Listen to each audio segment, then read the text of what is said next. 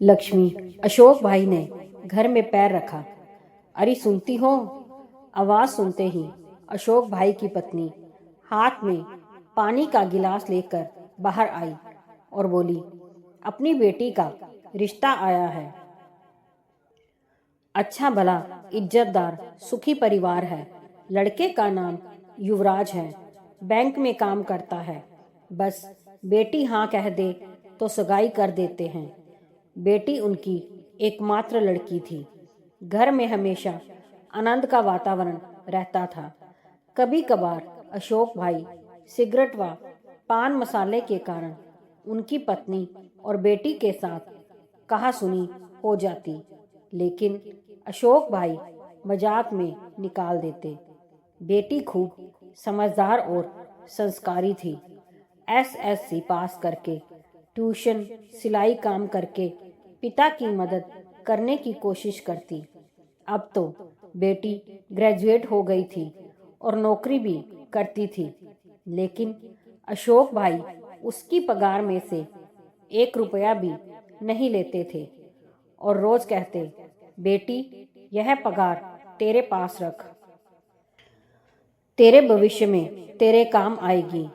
दोनों घरों की सहमति से बेटी और युवराज की सगाई कर दी गई और शादी का मुहूर्त भी निकलवा दिया।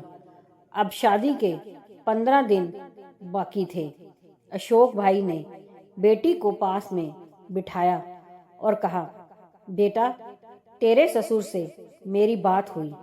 उन्होंने कहा दहेज में कुछ नहीं लेंगे, ना रुपए ना गहने और ना ही कोई चीज। तो बेटा तेरी शादी के लिए मैंने कुछ रुपए जमा किए हैं। यह 2 लाख रुपए मैं तुझे देता हूँ। तेरे भविष्य में काम आएंगे। तू तेरे खाते में जमा करवा देना। ओके पापा। बेटी ने छोटा सा जवाब देकर अपने रूम में चली गई। समय को जाते कहाँ देर लगती है। शुभ दिन बारात आंगन में आई। पंडित जी ने चवरी में विवाह विधि शुरू की। फेरे फिरने का समय आया। कोयल जैसे कूकी हो ऐसे बेटी 2 शब्दों में बोली, रुको पंडित जी, मुझे आप सबकी उपस्थिति में मेरे पापा के साथ बात करनी है। पापा, आपने मुझे लाड प्यार से बड़ा किया, पढ़ाया लिखाया, खूब प्रेम दिया। इसका कर्ज तो चुका सकती नहीं, लेकिन युवराज और मेरे ससुर जी की सहमति से आपका दिया 2 लाख रुपए का चेक मैं वापस देती हूँ।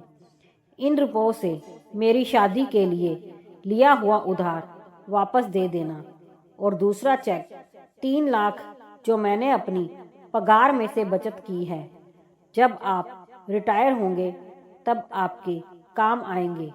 मैं नहीं चाहती कि आपको बुढ़ापे में किसी के आगे हाथ फैलाना पड़े। अगर मैं आपका लड़का होता तब भी इतना तो करता ना। वहां पर सभी की नजर बेटी पर थी। पापा, अब मैं आपसे जो दहेज मांगूं वो देंगे? अशोक भाई भारी आवाज में हाँ बेटा इतना ही बोल सके।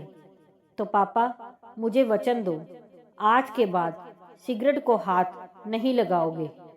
तंबाकू पान मसाले का व्यसन आज से छोड़ दोगे। सबकी मौजूदगी में दहेज में बस इतना ही मांगती हूँ। लड़की का बाप मना कैसे करता।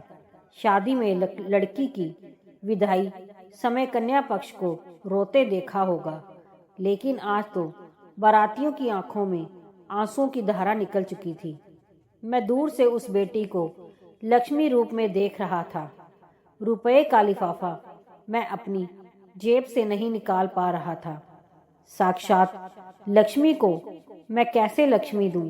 लेकिन एक सवाल मेरे मन में जरूर उठा, भ्रूण हत्या करने वाले लोगों को इस जैसी लक्ष्मी मिलेगी क्या? दोस्तों, अगर कहानी पसंद आई हो तो लाइक, सब्सक्राइब, शेयर जरूर कीजिए।